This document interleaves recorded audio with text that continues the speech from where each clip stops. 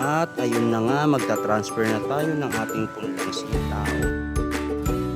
Ililipat na nila natin sa malaking paso para mas pabilis natin sila. Okay. At syempre, para makapag-harvest din tayo agad. Bilisan nyo lumaki nagdahantayin na ako para maprito ko kayo. Ay mali, hindi pala prito.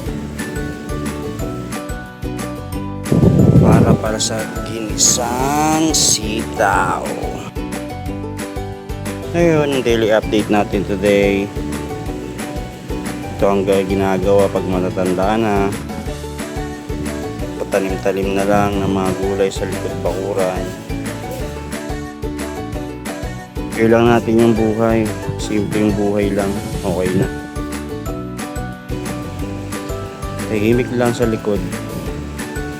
Manahimik ka lang sa likod. Tanim. Parami ng gulay. Libre ka na ng gulay.